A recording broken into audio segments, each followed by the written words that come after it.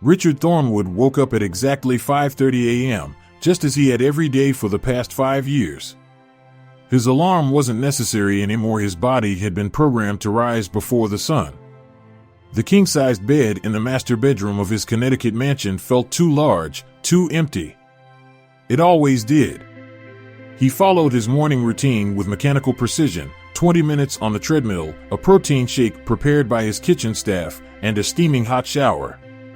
By 6:45, he was dressed in a perfectly tailored charcoal suit, his silver Rolex gleaming on his wrist.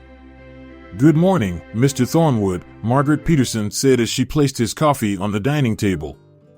At 72, Margaret had been with the Thornwood family longer than anyone. Her silver hair was always neatly styled, her posture perfect despite her age. "Morning," Richard replied without looking up from his tablet. The financial reports from Asia had come in overnight, and the numbers were good. Numbers were always easier to deal with than people. "Beautiful day outside," Margaret commented, glancing toward the window where early morning sunlight painted the manicured grounds of the estate. "Perhaps lunch on the terrace would be nice?"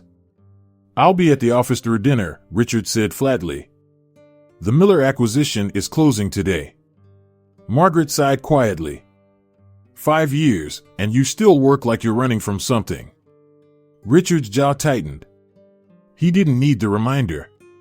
5 years since the accident.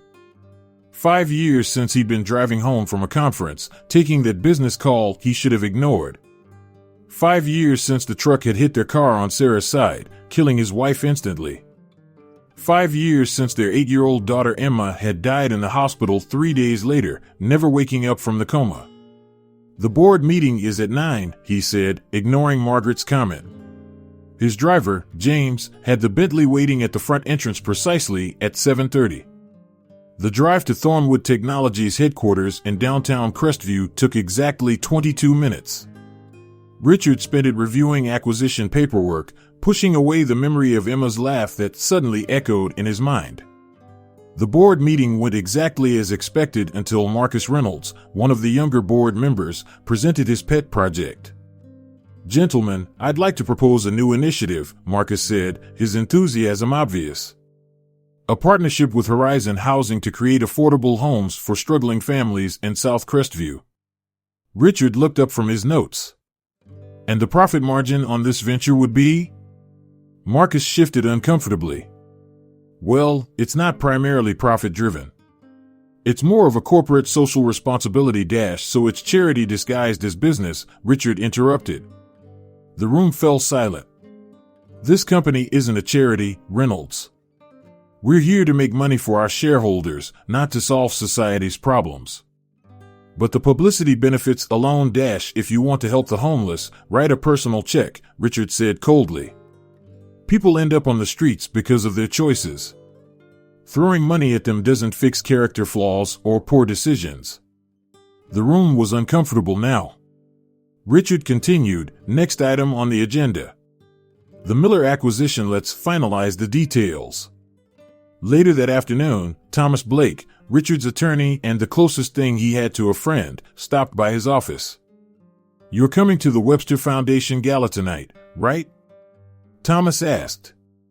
Richard frowned. "I don't recall agreeing to that. Carlton Webster will be there. You need him to approve the zoning change for the new tech campus. He responds to FaceTime, not emails." Richard sighed. "Fine. But I'm not staying long.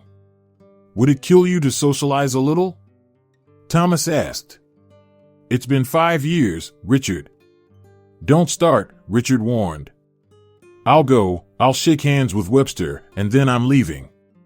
As his car pulled away from Thornwood Technologies that evening, Richard gazed at the gleaming 50-story building with his name at the top. In 5 years, he doubled the company's value, expanded into 3 new countries, and become one of the richest men in Connecticut. And none of it filled the emptiness inside him for even a moment. The Webster Foundation Gala was exactly what Richard expected, a parade of wealthy people pretending to care about charity while networking for business opportunities. The grand ballroom of the Crestview Plaza Hotel sparkled with crystal chandeliers and women dripping in diamonds. Richard Thornwood. We didn't expect to see you here, said Carlton Webster, extending his hand. Just showing support for a good cause, Richard lied smoothly, shaking the man's hand firmly. That zoning proposal for the tech campus, I was hoping we could discuss it. 20 minutes later, with Webster's verbal commitment secured, Richard headed for the exit. Outside, the evening had turned brutal. Snow fell in thick sheets, and the wind cut through his wool coat. The valet was taking too long with his car, and Richard's patience was wearing thin. He stepped away from the awning, looking down the street for his Bentley, when something caught his eye. A dark shape on the sidewalk ahead, partially covered in snow. At first, he thought someone had dropped a bag or coat. Then the shape moved slightly. Richard hesitated. It wasn't his problem. Whatever drunk had passed out on the sidewalk wasn't his responsibility. He was about to turn away when the shape shifted again, a hand emerging from what appeared to be a thin blanket. A young woman's hand, dark-skinned against the white snow. "Sir, your car is ready," called the valet. Richard glanced at his waiting car, then back at the figure on the ground. With an irritated sigh, he walked over to the shape. "Hey," he called out sharply. "You can't sleep here. There are shelters downtown." No response. Richard moved closer, nudging the form with his foot.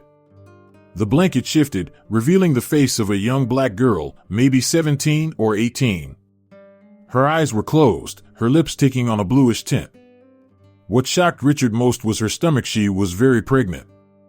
"Hey," he said more urgently, crouching down. "Can you hear me?" The girl's eyelids fluttered but didn't open.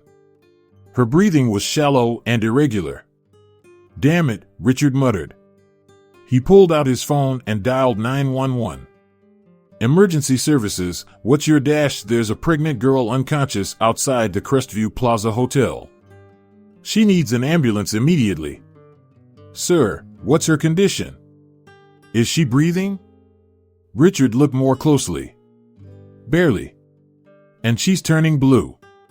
An ambulance is on the way." "Sir, if you can, please stay with her until I'll stay," Richard said, surprising himself. He took off his coat and draped it over the girl, whose thin blanket was soaked from the snow. Up close, he could see her clothes were worn and dirty. She couldn't have been more than 17. When she suddenly stopped breathing, Richard felt a jolt of panic. "No, no, no," he muttered, turning her onto her back. He remembered his CPR training from years ago and started rescue breathing.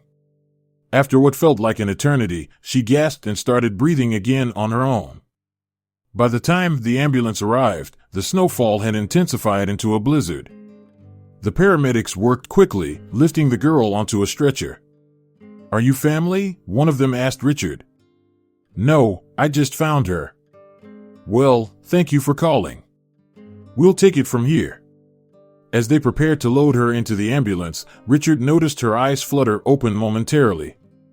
They were brown, wide with fear and confusion. "Wait," Richard heard himself say. "I'll follow you to the hospital." In the emergency room, doctors rushed the girl into treatment while Richard stood awkwardly in the waiting area, still unsure why he hadn't just gone home. "Excuse me," said a nurse. "Are you the one who found the young woman?" Richard nodded. "We need some information. Do you know her name or have any way to contact her family?" "I told you, I just found her on the sidewalk." The nurse looked troubled. "She's severely malnourished and hypothermic. We're worried about the baby. Does she have anyone? Parents? The baby's father?" "I don't know," Richard said, feeling irritation rising again. This wasn't his problem. "Sir, if she's a minor with no guardian present, we'll need to call social services. But that could take hours in this weather, and she's asking for the person who saved her." Richard was about to walk away when the nurse added, "She said she has nowhere to go when we discharge her. She's been homeless for 2 months." Something in Richard's chest tightened uncomfortably. "What's her name?" he found himself asking. "Destiny. Destiny Jackson. You ever had an unexpected encounter that completely changed your day?" or your life? Share in the comments which state you're watching this story of encounters that transform destinies from. "I'm a friend of the family," Richard heard himself say to the doctor. The words had come out before he could stop them. 2 hours later, Richard stood in Destiny's hospital room, watching her sleep. The doctor had explained her condition: severe malnutrition, early signs of hypothermia, and dangerously high blood pressure that put both her and the baby at risk. She was stable now, but they wanted to monitor her overnight. Richard called Thomas. "I need you to find me a social worker. Private. Someone discreet who can handle a delicate situation." "At 11 p.m. during a blizzard?" Thomas asked. "What's going on, Richard?" "Just find someone," Richard said, then hung up. When Destiny finally woke up, she stared at Richard with confusion. "You're the man who found me," she said, her voice raspy. "Yes. Richard Thornwood. Why are you still here?" Her directness surprised him. The hospital needed information. Destiny tried to sit up. "I need to go. I can't afford this place." "It's been taken care of," Richard said. "The doctor wants to keep you overnight." Her eyes narrowed with suspicion. "Why would you pay for my hospital bill?" Richard shifted uncomfortably. "Consider it a charitable donation." "I don't need charity," she said, pride evident in her voice despite her circumstances. "Then consider it a loan," he replied curtly. An awkward silence filled the room until a nurse came in to check Destiny's vitals. "The baby's heartbeat is strong," the nurse said with a smile. "You're very lucky Mr. Thornwood found you when he did." After the nurse left, Destiny looked at the window where snow continued to fall heavily. "I guess I'll try the women's shelter tomorrow," she said quietly. Richard checked his watch. It was nearly midnight. The sensible thing would be to leave, go home, and forget about this girl. This wasn't his problem. "The shelters are all full because of the storm," he found himself saying. "And in your condition, you shouldn't be around so many people anyway. Risk of infection." Destiny looked at him questioningly. "I have a large house," Richard continued, wondering why he was even suggesting this. "You can stay in the guest wing until you figure things out." "Why would you do that?" Destiny asked, suspicious again. "Because it's freezing outside, you're about to have a baby, and I have 28 empty rooms," Richard snapped. "It's practical, not personal." When they arrived at the mansion the next morning, Margaret was waiting at the door, her expression a mixture of shock and cautious hope. "Margaret, this is Destiny Jackson." "She'll be staying in the East Wing guest room," Richard said briskly. "Destiny, Margaret runs the household." Margaret's eyes took in the pregnant teenager, her worn clothes, and the hospital discharge papers in her hand. Then she looked at Richard with an expression he couldn't quite read. "Of course," Margaret said warmly. "Come in, dear. You must be exhausted." Once Destiny was settled in her room, Richard called Margaret to his study. "I want to be clear about this arrangement," he said, pacing behind his desk. "It's temporary just until after the baby is born. She stays in the East Wing. If I have visitors, she remains out of sight. I've arranged for a private social worker, Mrs. Hayes, to visit tomorrow to handle the legal aspects." Margaret crossed her arms. "Legal aspects?" "She's not a business transaction, Richard." "I'm aware of that," he said sharply. "But she's 17, pregnant, and homeless.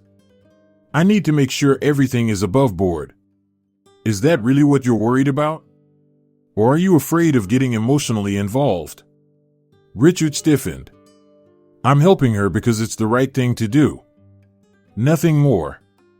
You, who last week refused to donate to the local shelter saying homeless people don't deserve charity." Margaret's eyes softened. "Whatever your reasons, I think Sarah would be proud." The mention of his wife's name hit Richard like a physical blow. "This has nothing to do with Sarah," he said coldly. Later that day, Richard invited Destiny to the dining room for dinner. The contrast was striking. The teenage girl in borrowed clothes sitting at the massive table where he usually ate alone. "There are rules," Richard said as they ate. "The East Wing is yours to use. The main library. This dining room at regular meal times. The rest of the house is private." Destiny nodded, pushing food around her plate. "Is there something wrong with the food?" Richard asked. "No, it's amazing," she said quietly. "I just want to understand why you're doing this. People don't just help strangers without wanting something in return." "Not everything has ulterior motives," Richard replied, uncomfortable with her direct gaze. "In my experience, it does," Destiny said simply. "So what do you want from me?" Richard put down his fork, meeting her eyes. "Nothing. When the baby is born, Mrs. Hayes will help you find a more permanent situation. Until then, this is simply a practical solution to a temporary problem." Destiny studied him for a long moment. "You know what's weird? I almost believe you." 3 days passed with Richard and Destiny barely crossing paths. Richard buried himself in work, leaving early and returning late.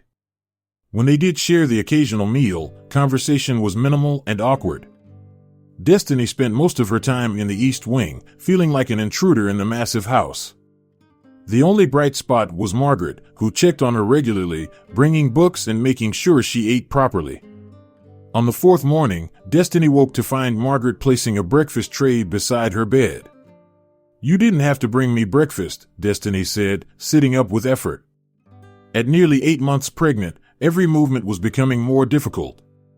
"You need to eat regularly," Margaret replied, adjusting Destiny's pillows.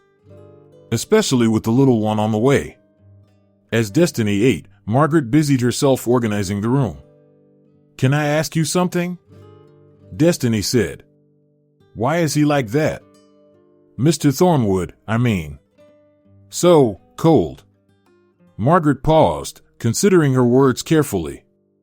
Richard wasn't always like this. He used to laugh, believe it or not. What happened? 5 years ago, his wife Sarah and their daughter Emma were in a car accident. Richard was driving. He was on a business call. Margaret's voice softened. Sarah died instantly. Emma was in a coma for 3 days before she passed. Destiny put down her fork, a wave of understanding washing over her. "That's awful." "He's never forgiven himself," Margaret continued. "After the funeral, he threw himself into work. Stopped seeing friends. The more successful his company became, the more isolated he grew. So why help me? I'm nothing to him." Margaret sat on the edge of the bed. "I've been wondering that myself. Maybe he sees a chance to help someone when he couldn't save his family. Or maybe, somewhere deep down, there's still a piece of the old Richard trying to break through." "Did you know him well? Before the accident?" Margaret smiled sadly. "I've known Richard since he was born. I worked for his parents. When his mother died of cancer when he was 12, I practically raised him. His father was distant at best, cruel at worst." "So you're like his mom," Destiny concluded. "I suppose in some ways," Margaret agreed, though he'd never admit it. Later that afternoon, Margaret found Richard in his study. "You've barely spoken to that poor girl since she arrived," Margaret said, placing a cup of coffee on his desk. "I didn't bring her here for conversation," Richard replied without looking up from his laptop. "I brought her here because she needed a place to stay. She's a 17-year-old girl, alone and pregnant, living with a stranger. The least you could do is make her feel welcome." Richard finally looked up. "What exactly do you expect from me, Margaret?" "I'm providing shelter, food, medical care -- human connection," Margaret interrupted. "Something you've deprived yourself of for 5 years. That's not fair. Isn't it? You've built walls so high you've forgotten what it's like to live on the other side," Margaret said, her voice gentle but firm. "I knew the boy you were, Richard. The man you were becoming before the accident. That man wouldn't recognize who you are now." Richard's jaw tightened. That man watched his family die. Yes, he did. And it was tragic and unfair, Margaret acknowledged. But Sarah wouldn't want this for you. This half-life you're living. Don't tell me what Sarah would want, Richard said sharply. Margaret stood her ground. Someone needs to. You haven't visited their graves once in 5 years. You removed every photo from the house except the one in your bedside drawer that you think I don't know about. Richard turned away, staring out the window. That girl needs someone to believe in her, Margaret continued softly. And maybe you need someone to believe in too. That evening, Richard came home earlier than usual. He found Destiny in the library, reading a pregnancy book. Margaret mentioned you have a doctor's appointment tomorrow, he said, hovering awkwardly in the doorway. Destiny looked up, surprised to see him. Yeah. Just a checkup. I'll have James drive you. Unless you'd prefer I arrange for a taxi. No, that's fine. Thank you. Destiny hesitated, then added, Margaret told me about your family. I'm really sorry. Richard's expression closed immediately. Margaret talks too much. She cares about you, Destiny said. A lot. Yes, well, she's known me a long time. She said she practically raised you after your mom died. Richard's eyes softened slightly. She did. My father wasn't particularly present. A moment of understanding passed between them, two people who knew what it meant to be without parents, though in very different ways. My dad left when I was 4, Destiny offered. Never came back. My mom tried for a while, but the drinking got worse over the years. Is that why you left home? Richard asked, surprising himself with his interest. Destiny placed a protective hand on her stomach. She threw me out when she found out I was pregnant. Said she didn't raise me to be a statistic. The pain in her voice was raw. My boyfriend promised we'd get a place together, but he disappeared as soon as things got real. Richard found himself sitting down across from her. And there was no one else? No other family? My grandma was a nurse. She was the one good thing in my life, but she died last year. Destiny's eyes filled with tears. She quickly blinked away. Sorry.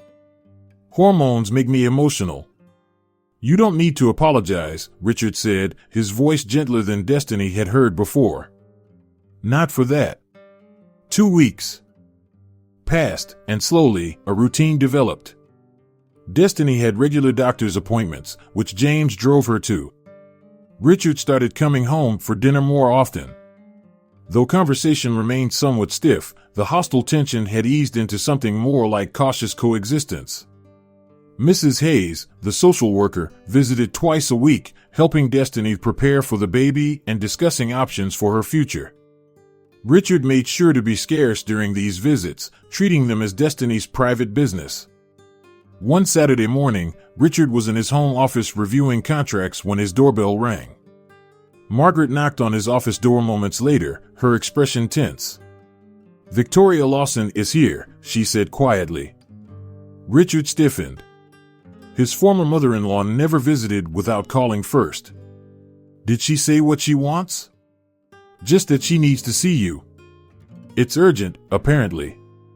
Richard straightened his tie and headed to the living room. Victoria Lawson stood by the fireplace, elegant as always in a tailored pantsuit, her silver hair perfectly styled. At 68, she remained an intimidating presence. Victoria, this is unexpected, Richard said, extending his hand. Is it? She replied coolly. I've been calling you for days. You haven't returned a single call. I've been busy with the Miller acquisition. You know how it is. Too busy to attend the foundation dinner for the Children's Hospital? The one named after Emma? Victoria's voice was sharp. It was last night, Richard. You were expected to speak. Richard felt a flash of guilt. He had completely forgotten. I apologize. Things have been complicated lately. So I've heard, Victoria said. Carlton Webster mentioned you left the gala early 2 weeks ago. Said you found some homeless person outside. Her eyes narrowed. Which is why I decided to stop by. Apparently, the rumors are true. What rumors? Before Victoria could answer, the door to the living room opened, and Destiny walked in, unaware of the visitor. She was wearing one of the new maternity dresses Richard had instructed Margaret to purchase. Margaret, do you know if Destiny stopped abruptly when she saw Victoria? The room went deathly silent. Victoria's eyes widened, taking in Destiny's pregnant form, then turned to Richard with cold fury. So this is why you missed the foundation dinner, she said. You're housing a pregnant teenager? Have you completely lost your mind? Victoria, Richard said warningly, this isn't what you think. No? Then perhaps you'd care to explain why there's a pregnant child living in my daughter's home. This is my home, Richard said firmly. And Destiny is here because she needs help. I should go, Destiny said quietly, backing toward the door. No, stay, Richard said, surprising both women. Victoria, this is Destiny Jackson. She's staying here temporarily until her baby is born. Destiny, this is Victoria Lawson. Victoria ignored the introduction. Is this how you honor Sarah's memory? By moving some random girl into your home? What will people think, Richard? Frankly, I don't care what people think, Richard replied, his voice hardening. Destiny needed help. I was in a position to provide it. Victoria turned to Destiny. And how old are you, exactly? 17, Destiny answered quietly. 17, Victoria repeated, looking back at Richard with disgust. Have you considered the legal implications? The damage to your reputation? To Sarah and Emma's memory? That's enough, Richard said sharply. Destiny's presence here has nothing to do with Sarah or Emma. Everything you do reflects on them, Victoria snapped. People are already talking, Richard. Carlton asked me if you were having some sort of midlife crisis. I'm sorry for your loss, Destiny said suddenly, her voice small but steady. I never knew your daughter or granddaughter, but from what Margaret's told me, they were wonderful people. Victoria seemed momentarily taken aback by the direct address. Margaret has no right to discuss my daughter with you, she said coldly. Victoria, Richard interjected, it's time for you to leave. You can't be serious about this arrangement, Victoria persisted. What happens after the baby is born? Are you planning to play house with a teenage mother? What are you thinking? I'm thinking that someone needed help, and I could provide it, Richard answered. Something Sarah would have done without hesitation. At the mention of her daughter, Victoria's face hardened. Don't you dare use Sarah to justify whatever this is. She would be horrified. No, she wouldn't, Richard said quietly. And deep down, you know that. Victoria gathered her purse. The board will hear about this. Your investors. This isn't going to look good, Richard. Goodbye, Victoria. After she left, Richard and Destiny stood in awkward silence. I'm sorry about that, Richard finally said. Victoria is protective of Sarah's memory. It's okay, Destiny said. She has every right to be upset. This is weird, what we're doing here. Is it? Richard asked. Helping someone in need? A rich white guy in his 40s taking in a pregnant black teenager? Yeah, it looks weird from the outside. Destiny gave him a half smile. But I appreciate you standing up for me. Richard realized it was the first time he'd seen her smile.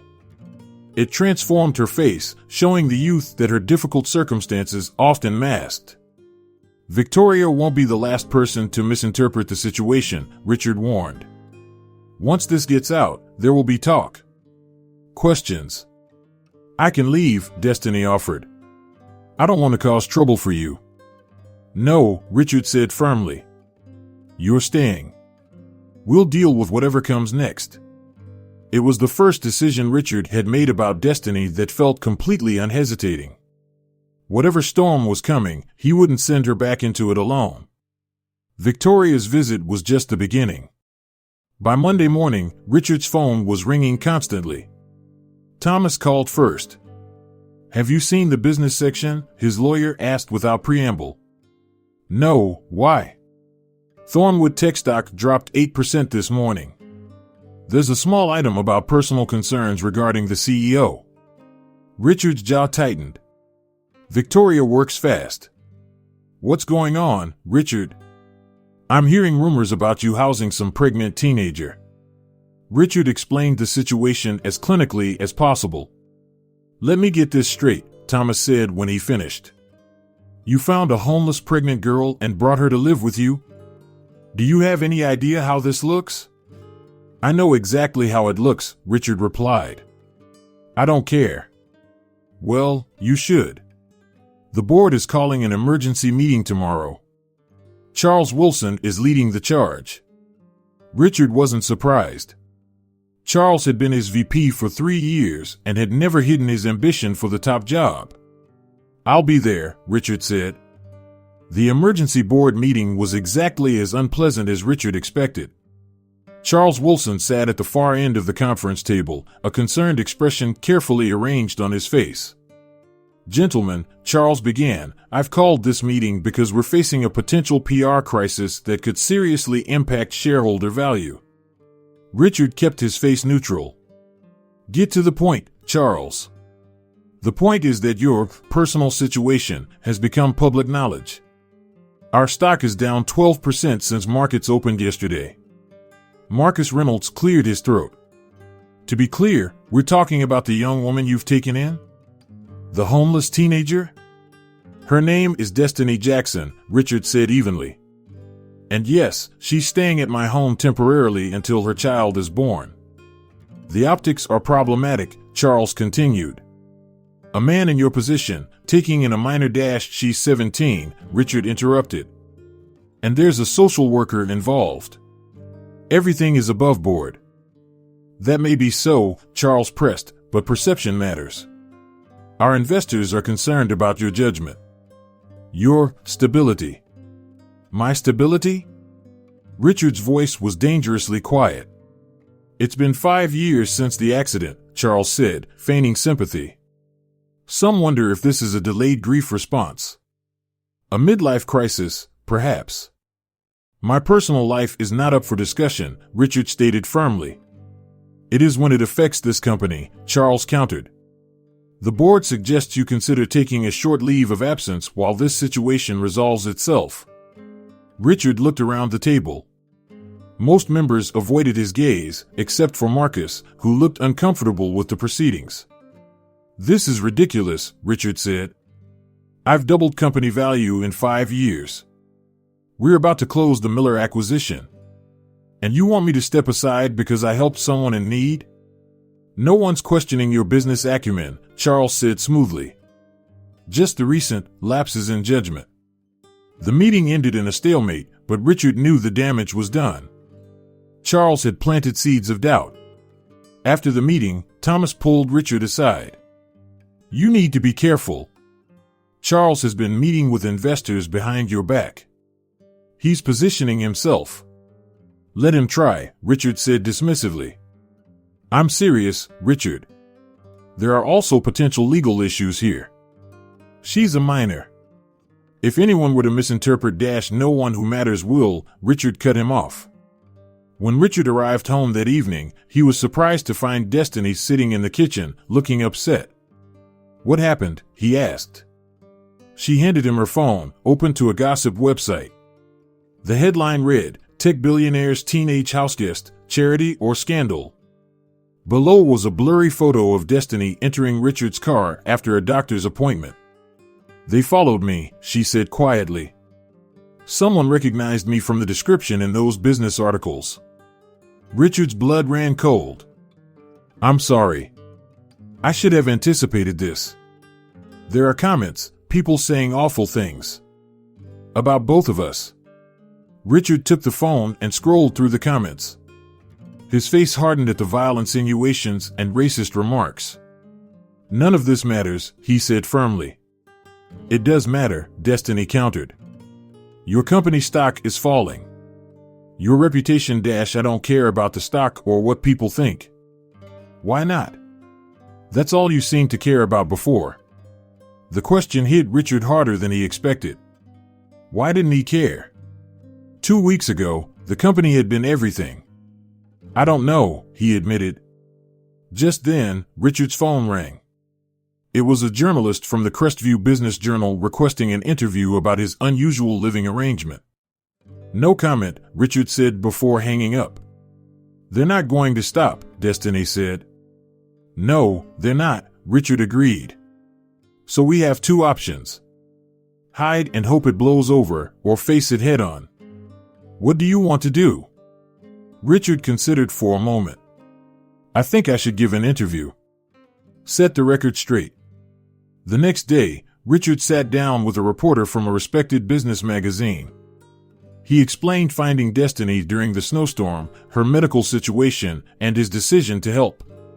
So this is purely charitable, the reporter asked skeptically. It's human decency, Richard replied. She needed help. I could provide it. Some suggest this behavior is out of character for you. You've never been known for philanthropy. Perhaps that's something I'm reconsidering. And what happens after the baby is born? That's for Destiny to decide. My home remains available to her as long as she needs it. When the article was published, it did more harm than good. The reporter portrayed Richard as defensive and evasive, suggesting his sudden altruism was suspicious at best. Thomas called immediately. This is a disaster.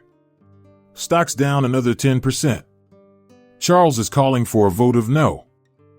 Confidence. Richard hung up and found Destiny in the library. I've made things worse, he admitted. Why are you doing this? Destiny asked. Standing by me when it's costing you everything? Richard was silent for a long moment. Because it's the first thing that's felt right in 5 years. Have you ever faced unfair judgments for trying to do the right thing? This story still has much to teach us about courage. Subscribe to the channel to not miss the continuation of this transformation journey. As the media storm intensified, Destiny retreated further into the east wing of the mansion.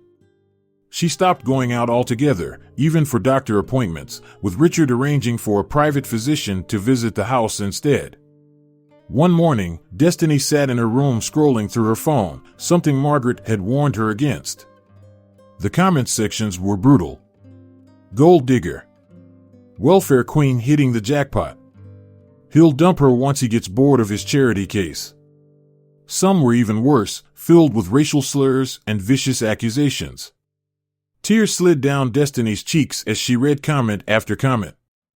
A gentle knock interrupted her. Destiny? May I come in? It was Margaret. Destiny quickly wiped her tears, but not quickly enough. Oh, honey, Margaret said, sitting beside her on the bed. You shouldn't be reading those awful things. People think I'm using him, Destiny whispered. That I got pregnant on purpose to trap some rich guy. People who don't know you or Richard will think the worst, Margaret said, taking the phone from her hands. That says more about them than about you. But what if they're right about me being a burden? His whole life is falling apart because of me. Margaret shook her head firmly. His life was already falling apart, dear. He just didn't realize it until now. Later that evening, Richard came home to find Destiny waiting for him in the living room, a small bag packed beside her. What's this? He asked. I'm leaving, she said, her voice wavering slightly. I called Mrs. Hayes. She found a spot at a home for teenage mothers in Hartford. Richard stared at her. Why? Look at what's happening to you because of me. Your company, your reputation - I don't care about any of that, Richard interrupted. You should. Destiny exclaimed. That company is your life's work. And now you might lose it because you helped me. Richard was quiet for a moment. Is that what you want? To leave? No, Destiny admitted, tears forming. But I can't be responsible for destroying everything you've built. You're not destroying anything, Richard said, sitting beside her. If anything, you've made me see how empty it all was. What do you mean? Richard sighed, running a hand through his hair. For 5 years, I've done nothing but work. Build walls. Avoid feeling anything. It wasn't living. Because of your family? Destiny asked softly. Richard nodded, then surprised her by reaching into his pocket and pulling out a worn photograph. He handed it to her. The photo showed a younger, smiling Richard with a pretty woman with auburn hair and a little girl with the same hair, maybe 7 or 8 years old. Sarah and Emma, Richard said quietly. This was taken a month before the accident. Destiny studied the photo. Emma has your eyes. A ghost of a smile crossed Richard's face. She did. And Sarah's spirit. She was fearless. They were beautiful, Destiny said, carefully handing the photo back. This is the first time I've shown this to anyone since the funeral, Richard admitted. Why me? Because you understand loss, he said simply. Different kinds of loss, but still. Destiny nodded, thinking of her grandmother, the only person who had ever truly loved her. My grandma used to say that grief is just love with nowhere to go, she said. After she died, I understood what she meant. They sat in companionable silence for a moment, until Richard spoke. Again. I don't want you to leave. But I want it to be your choice to stay. Before Destiny could respond, the doorbell rang. Margaret appeared in the doorway, looking concerned. There's someone from Child Protective Services here, she said quietly. They received an anonymous tip about a minor living in inappropriate conditions. Richard's face hardened. Charles, he muttered. The CPS worker, a stern woman named Miss Patel, insisted on interviewing Destiny alone. Richard paced in his study while waiting, furious at the intrusion but knowing he had to cooperate. When Miss Patel finally emerged, her expression was neutral. Ms. Jackson appears to be well cared for, and she confirms the arrangement is appropriate and non-coercive. Of course it is, Richard said tersely. Nevertheless, Mr. Thornwood, this is an unusual situation. I'll be filing a report, and we may need to conduct follow-up visits. After she left, Richard found Destiny in the kitchen, looking shaken. I'm sorry about that, he said. It's not your fault, Destiny replied. She asked a lot of uncomfortable questions. Wanted to know if you'd ever, If I'd ever what? Richard asked, then understanding dawned. Oh. I told her it wasn't like that at all, Destiny said quickly. That you've been a perfect gentleman. Richard sat heavily at the kitchen island. This is what we're up against. People will always assume the worst. Maybe it would be easier if I go to that home in Hartford, Destiny suggested again. Is that what you want? Richard asked, looking directly at her. Destiny hesitated, then shook her head. No. But I don't want to keep causing problems for you. You're not the problem, Destiny. The problem is a world that can't understand someone helping another person without an ulterior motive. He paused. So, you'll stay? If you're sure. I'm sure. The next day, a surprise visitor arrived at the mansion. It was Marcus Reynolds from the board. I voted against the motion to remove you, he told Richard. I thought you should know. Thank you, Richard said, genuinely surprised. Marcus hesitated, then added, my sister was a teen mom. No one helped her. She lost her scholarship, her future. What you're doing, it matters. After Marcus left, Richard found Destiny in the library, reading a book about infant care. The board meeting is tomorrow, he told her. Charles has the votes to remove me as CEO. Destiny looked up, concerned. What will you do? Richard's answer surprised her. I'm not sure it matters anymore. Charles Wilson sat in his office, staring at the board meeting agenda with satisfaction. After 5 years as second in command, tomorrow he would finally take control of Thornwood Technologies. All thanks to Richard's inexplicable charity case. His assistant knocked on the door.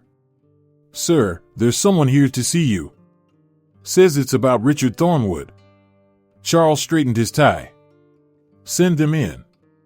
A woman in her late 40s entered, cheap clothes and the lingering scent of alcohol, telling Charles everything he needed to know about her social status. "Mr. Wilson?" "I'm Loretta Jackson," she said nervously. "Destiny's mother." Charles's eyes lit up with interest. "Please, sit down, Mrs. Jackson." "It's Ms.," she corrected. "I heard my daughter is living with Richard Thornwood. I've been away at a treatment facility. Just got out last week. And now you're concerned about your underage daughter living with a middle-aged billionaire," Charles supplied smoothly. "As you should be." Loretta nodded. "I want my daughter back. And I think that man owes us both for taking advantage of our situation." Charles leaned forward. "Ms. Jackson, I believe I can help you. And perhaps you can help me too." 2 days later, Richard sat in the boardroom, listening impassively as Charles led the vote of no confidence. The result was predictable, 8-3 in favor of temporarily removing Richard as CEO. Pending a full investigation into his personal situation and its impact on company operations. "The board thanks you for your years of service," Charles said, poorly concealing his triumph. "I'll be assuming interim leadership effective immediately." Richard stood, buttoning his suit jacket. "Congratulations, Charles. You've wanted this for years." "This isn't personal, Richard," Charles replied with feigned sincerity. "It's what's best for the company." "We both know that's not true," Richard said quietly. "But it doesn't matter anymore." As Richard cleared out his office, Thomas arrived, looking grim. "We can fight this, Richard. I've already drafted a legal response." "Don't bother," Richard said, placing a framed award in a box. "Let Charles have the company." Thomas stared at him in disbelief. "Who are you, and what have you done with Richard Thornwood? 5 years building this company into what it is, and you're just walking away?" Richard paused. 5 years ago, I lost Sarah and Emma because I was on a business call while driving. I threw myself into work because it was easier than feeling the guilt. But what has it gotten me? A bigger bank account? A fancier title? It's gotten you respect, influence, legacy, Thomas argued. "Legacy," Richard repeated hollowly. "What legacy? Being remembered as a successful businessman? That's not enough anymore." When Richard arrived home, he found Margaret waiting with a troubled expression. "What's wrong?" he asked immediately. "Destiny has a visitor," Margaret said. "Her mother." Richard froze. "Her mother?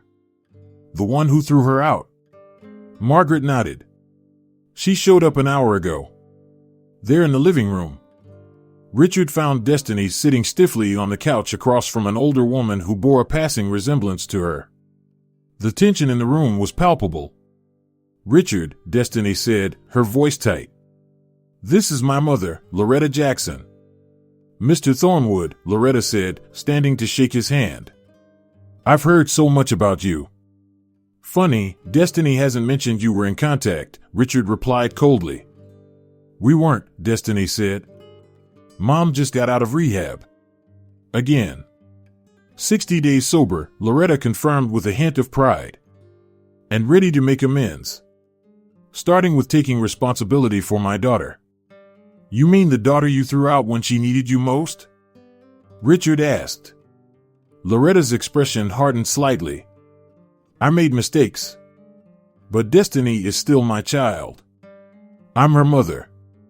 A mother who hasn't bothered to check if her pregnant teenage daughter was alive or dead for months," Richard said. "Richard, please," Destiny interjected. "It's okay." But it clearly wasn't okay. Destiny's hands were shaking, and her eyes were filled with conflicting emotions. "I'm here now," Loretta insisted. "And I want my daughter to come home with me." "Home?" Destiny repeated incredulously. "You mean Uncle Ray's couch? The same uncle who used to make comments about my body when I was 14? Loretta flinched. I've got a new place. A 2-bedroom in East Hartford. How did you even find me? Destiny asked. Loretta shifted uncomfortably. I saw the news stories. Then a man from Richard's company contacted me. Said you might need your family right now. Richard's blood ran cold. Charles Wilson contacted you? That's the one, Loretta confirmed. Nice man. Very concerned about Destiny's welfare. I bet he was, Richard muttered. Loretta turned back to Destiny. Baby, you can't stay here. It's not right. People are talking.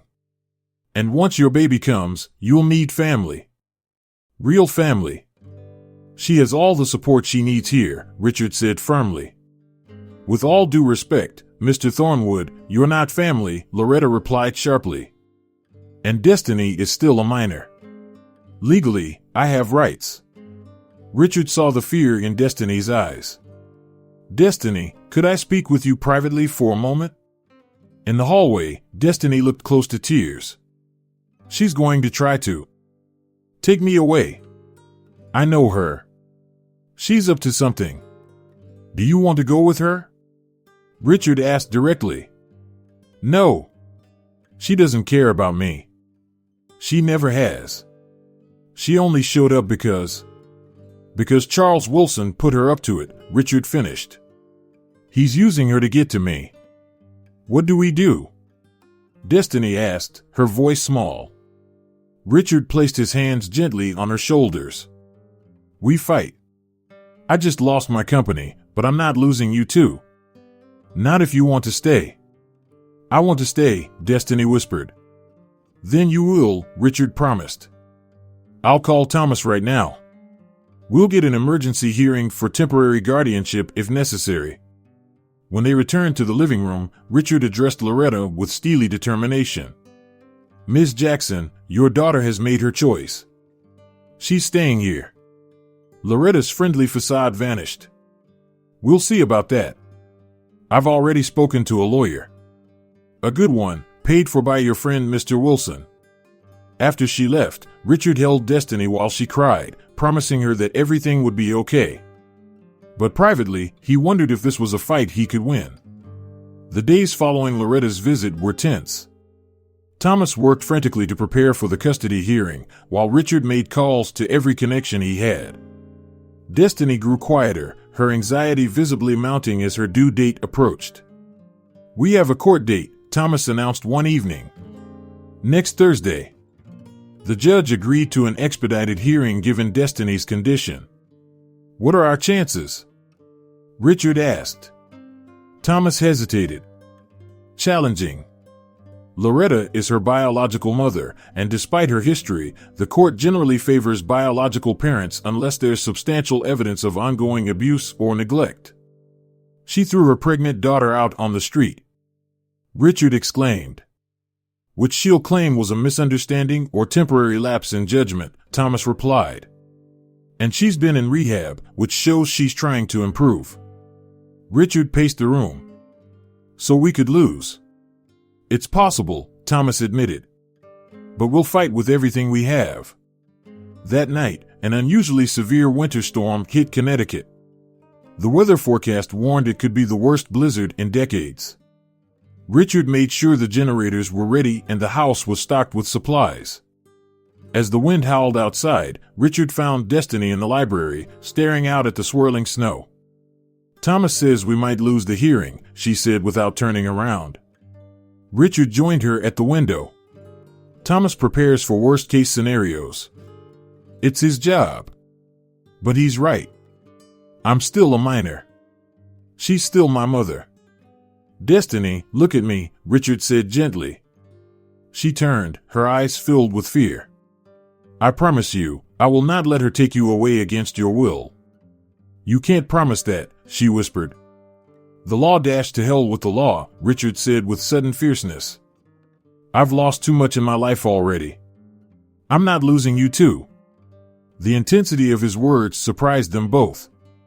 For a moment, they simply looked at each other, a new understanding forming between them. The storm worsened overnight, cutting power to much of Connecticut. The mansion's generators kept the heat and essential lights running, but they were effectively isolated, with roads impassable and cell service spotty at best. The next morning, Richard found Margaret in the kitchen preparing breakfast by the light of battery-powered lamps. "The news says this is the worst storm in 30 years, Margaret said. "They're calling it a once-in-a-generation blizzard." "Is Destiny up yet?" Richard asked. "Not yet. Poor girl was tossing and turning all night. I heard her pacing in her room around 3 a.m. Richard frowned. "Is she feeling okay?" "Just worried, I think. This custody business has her tied in knots." Richard nodded, pouring himself coffee. "Margaret, can I ask you something? After Sarah and Emma died, did I change that much?" Margaret set down the spatula. She was holding. "Yes, Richard. You did. You shut down completely. The man who loved sailing and jazz music, who used to make Emma giggle with silly voices at bedtime, who brought Sarah flowers every Friday just because, he vanished. I couldn't bear to feel anything," Richard admitted. "It hurt too much." "And now?" Margaret asked. Before Richard could answer, a sharp cry came from upstairs. They both froze for a second, then Richard bolted toward the sound.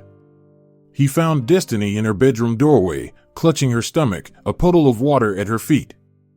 "My water broke," she gasped. "The baby's coming." The next hours were a blur of activity. Richard called Destiny's doctor, but the roads were completely impassable.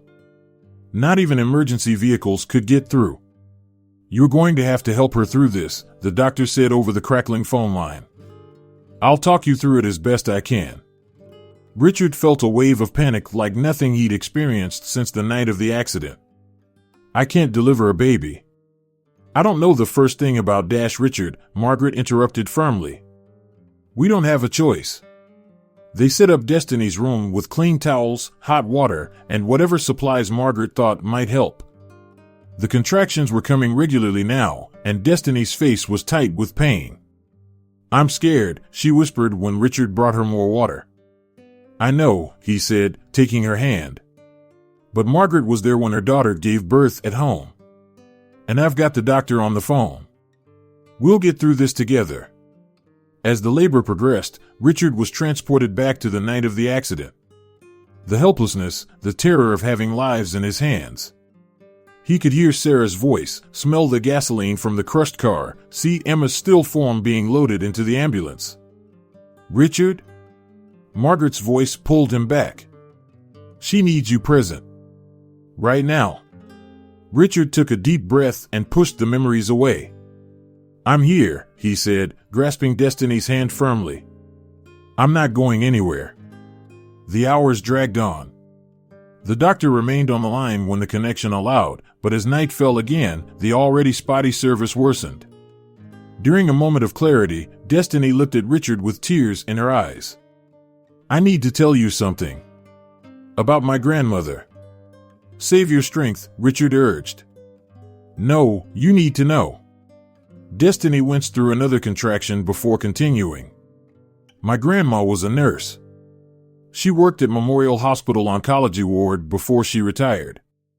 Richard frowned, not understanding the significance. "She used to tell me stories about this one patient," Destiny continued, her voice weak.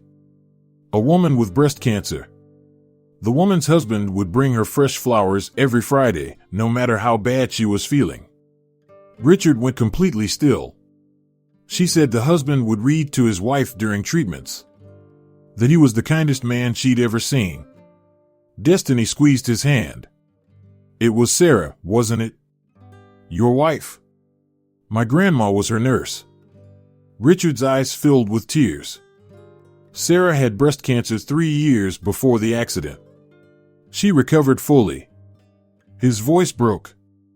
"Your grandmother was Elaine Jackson?" Destiny nodded, amazed. "You remember her name?" "Of course I do. She was extraordinary. She made the worst time in our lives bearable." Richard stared at Destiny in disbelief. How is this possible? Grandma always said the world is smaller than we think, Destiny whispered, before another contraction overwhelmed her. The revelation about Destiny's grandmother momentarily stunned Richard, but there was no time to process it. Destiny's contractions were coming faster now, her pain intensifying. Something's wrong, she gasped, gripping Richard's hand with surprising strength. It shouldn't hurt this much. Margaret checked her progress with a worried expression. The baby is coming, but it's taking too long. Destiny's exhausted. Richard tried the doctor again, but the connection was completely dead now. The storm had knocked out cell towers across the region. What do we do? Richard asked, failing to keep the panic from his voice. We deliver this baby ourselves, Margaret said firmly. I've seen it done before. As the night wore on, Destiny's condition worsened. Her face was pale and drenched with sweat, her breathing labored. I can't, she whispered after a particularly painful contraction. I can't do this anymore. Yes, you can, Richard said, wiping her forehead with a cool cloth. You're the strongest person I know, Destiny. You survived on the streets alone. You can do this. The baby's heartbeat is dropping, Margaret said quietly to Richard. We need her to push now or we could lose them both. The words sent a chill through Richard's body.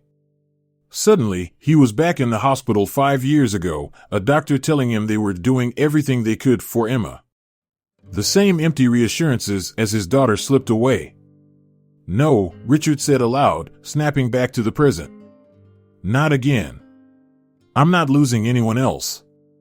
He took Destiny's face gently between his hands. Destiny, look at me. Your grandmother helped save Sarah's life once. Now we're going to save your baby. But I need you to push harder than you've ever pushed before. Something in his voice reached her. Destiny nodded weakly and gathered her remaining strength. The next 20 minutes were the most intense of Richard's life. Margaret calmly directed them both, her experienced hands guiding the baby's arrival. Richard held Destiny upright, supporting her through each push, whispering encouragement. I can see the head, Margaret announced. One more big push, Destiny. With a final, agonizing effort, Destiny pushed.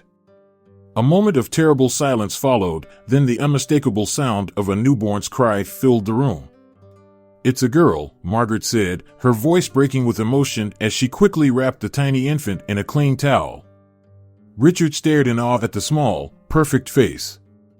She's beautiful, he whispered. But his joy was short-lived. Destiny's grip on his hand suddenly went slack, her head lolling to one side. Destiny? Richard called, alarm spreading through him. Destiny. Margaret handed him the baby and moved quickly to check Destiny. She's hemorrhaging, she said, her voice tight with concern. We need to stop the bleeding now. The next hour was a nightmare. Margaret worked frantically to stop the bleeding while Richard held the newborn, his heart pounding with fear. The baby girl nestled against his chest, her tiny fingers curled around his thumb. Don't leave us, he whispered to Destiny's still form. Please don't leave us. Images of Sarah and Emma flashed through his mind. The funeral. The empty house. The unbearable silence that followed. He couldn't go through that again. I should have been there for them, Richard said, tears flowing freely now. I was on the phone. A stupid business call that couldn't wait. And now they're gone. The baby whimpered against his chest, and Richard looked down at her perfect face. But I'm here now, he continued. I'm here for you and your mom. I'm not letting either of you go. Margaret finally managed to slow the bleeding. Destiny's pulse was weak but steady. She needs a hospital, Margaret said, exhaustion evident in her voice. But she's stable for now. Thank you, Richard said, his voice raw with emotion. I don't know what I would have done without you. Margaret touched his shoulder gently. You would have found a way. You're not the man you were 5 years ago, Richard. That man couldn't have done what you just did. As dawn broke, the storm finally began to subside. Richard managed to get a weak signal on his phone and called for an emergency medical evacuation. Within hours, a helicopter landed on the estate's grounds, taking Destiny and the baby to the hospital. Richard paced the hospital waiting room while doctors examined them both. Thomas arrived, looking worried. "I came as soon as I heard," he said. "How are they?" "Stable, but Destiny lost a lot of blood," Richard replied, his face haggard from the sleepless night. "The baby seems healthy, though small." "Richard," Thomas said hesitantly, "Loretta Jackson has filed for emergency custody of both Destiny and the baby. The hearing is still scheduled for Thursday." Richard sank into a chair, exhaustion overwhelming him. "She nearly died bringing that child into the world. We delivered the baby together during the worst storm in decades. And now her mother thinks she can just waltz in and take them both?" "It's complicated legally," Thomas began. "I don't care about legally," Richard interrupted. "I care about them." The doctor finally emerged, smiling tiredly. "Mr. Thornwood? They're both going to be fine. Destiny needed a transfusion, but she's young and strong. The baby is small but healthy, 5 pounds, 3 ounces. Can I see them?" Richard asked. The doctor nodded. "Destiny's asking for you." Richard found Destiny propped up in the hospital bed, the tiny baby sleeping in her arms.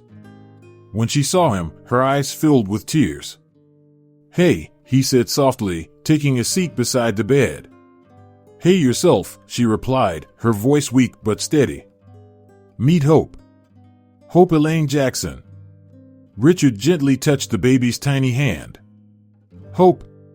It's perfect." "We made it," Destiny whispered. "Because of you." "Because of us," Richard corrected. "You did the hard part." Destiny's eyes met his. "My mom is going to try to take her from me, isn't she?" Richard took her hand. "Yes. But I promise you, Destiny, I will not let that happen. Whatever it takes." As he looked at Destiny and baby Hope, Richard felt something he hadn't experienced in 5 years, absolute clarity of purpose. For the first time since losing his family, he knew exactly what he was fighting for. And this time, he wouldn't fail. The days following Hope's birth took on a peaceful rhythm despite the looming custody battle. The hospital kept Destiny and the baby for 3 days to monitor them, with Richard rarely leaving their side. When they were finally discharged, returning to the mansion felt like coming home in a way Richard hadn't experienced in years. Margaret had prepared the room next to Destiny's as a nursery, using furniture stored in the attic from Emma's baby days. Richard had hesitated when Margaret suggested it, but seeing the crib set up for Hope felt right, like his daughter would have approved. "It's beautiful," Destiny whispered when she saw the nursery for the first time. "Are you sure it's okay to use Emma's things?" "Yes," Richard said simply. "They should be used by a child who is loved." The first week passed in a haze of midnight feedings and newborn cries. Richard found himself volunteering to walk Hope when she was fussy at night, pacing the hallways with the tiny bundle against his shoulder. Sometimes he would talk to her softly, telling her about Sarah and Emma, stories he hadn't spoken aloud in years. One night, Destiny found him in the library, Hope sleeping peacefully on his chest as he hummed a lullaby. "You're good with her," Destiny said, sitting beside them. "I had practice, once," Richard replied. "Though it feels like another lifetime." "You miss them every day, don't you?" Destiny asked gently. Richard nodded. "But differently now. Before you came, it was like an open wound that wouldn't heal. Now, it's still there, but it's changing into something I can live with." They sat in comfortable silence for a moment before Richard spoke again. "The hearing is tomorrow," he said. "I know." Destiny's voice was tight with worry. "Thomas came by while you were on a call. He prepped me for what to expect. Whatever happens in that courtroom, we'll face it together," Richard promised. The next morning, as they prepared to leave for court, Richard made a detour. "There's somewhere I need to go first," he told Destiny. The small cemetery was peaceful in the morning light. Richard parked near the granite headstone that marked Sarah and Emma's graves. It was the first time he'd visited since the funeral. "I'll wait here," Destiny said, understanding the moment was private. Richard walked slowly to the grave, his heart pounding. For 5 years, he'd avoided this place, as if staying away could somehow deny the reality of his loss. He knelt before the headstone, tracing the carved names with his fingers. "I'm sorry," he whispered. "I'm sorry I couldn't save you. I'm sorry I've been hiding from your memory instead of honoring it." The morning breeze rustled the leaves overhead, the only answer to his words. "I found someone who needed help," he continued. "Two someones, now. I think you would like them, Emma." He smiled sadly. "The baby has tiny fingernails, just like you did. And Destiny is strong, like you were, Sarah." For the first time since their deaths, Richard wept openly at their grave, letting go of the guilt he'd carried for so long. When he finally stood, he felt lighter somehow, as if a burden had been set down at last. Back in the car, Destiny didn't ask what had happened, but she squeezed his hand briefly before they drove to the courthouse. The courthouse steps were crowded with reporters. News of the custody battle between a former teen CEO and the homeless teenager he'd taken in had become national news. "Ignore them," Thomas advised as they pushed through the crowd. "Just focus on getting inside." In the courtroom, Loretta sat with her attorney, a slick-looking man in an expensive suit clearly provided by Charles Wilson, who sat smugly in the gallery behind them. When the judge entered, the proceedings began formally. Loretta's attorney painted her as a reformed mother who had completed rehabilitation and wanted to provide a proper home for her daughter and grandchild. He portrayed Richard as a man going through a midlife crisis who had inappropriately inserted himself into a family matter. "Ms. Jackson has secured a suitable 2-bedroom apartment and employment as a receptionist," the attorney stated. "She is stable, sober, and prepared to care for both her daughter and granddaughter."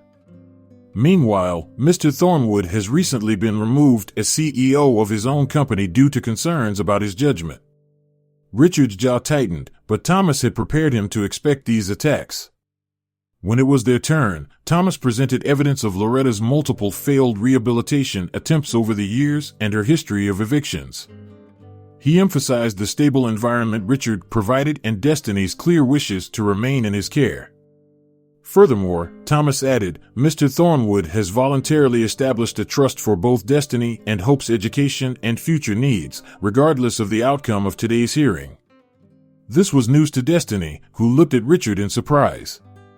He hadn't told her about the trust, not wanting it to seem like he was trying to buy her loyalty. The judge called a brief recess before making his decision.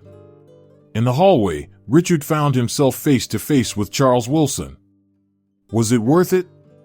Charles asked with a smirk. Losing everything for some charity case? Richard looked at him calmly. I haven't lost everything, Charles. In fact, for the first time in years, I've found something that matters. The board won't take you back, Charles warned. I've made sure of that. I don't want to come back, Richard said simply, realizing as he spoke that it was true. The company was just a way to avoid feeling anything. I don't need that anymore. Charles's smile faltered, his victory suddenly seeming hollow. When court resumed, Richard sat beside Destiny, who held Hope tightly against her chest. Whatever happened next, he was prepared to fight all the way to the Supreme Court if necessary. Some things were worth fighting for, and this new, unexpected family had become everything to him. The courtroom fell silent as the judge prepared to announce his decision. Richard sat beside Destiny, who clutched baby Hope tightly against her chest. Across the aisle, Loretta maintained a confident facade, though her eyes betrayed uncertainty.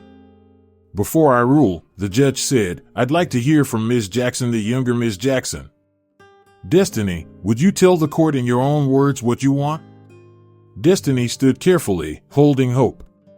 Your Honor, my mother threw me out when I was pregnant and alone. For months, I slept in shelters, under bridges, anywhere I could find. No one helped me until Mr. Thornwood found me nearly frozen to death. Her voice grew stronger as she continued. He took me in, gave me a safe place to stay, and helped deliver my daughter during the worst storm in decades. He's never asked for anything in return. She looked directly at Loretta. My mother has never been reliable. She's gotten sober before, but it never lasts.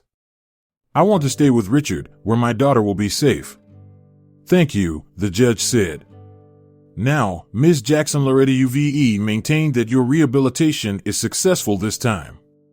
What makes now different from your previous attempts? Loretta shifted uncomfortably. I've hit rock bottom, Your Honor. Realizing I might never see my grandchild. Richard's attorney stood up. Your Honor, if I may? We have new evidence that bears directly on this case.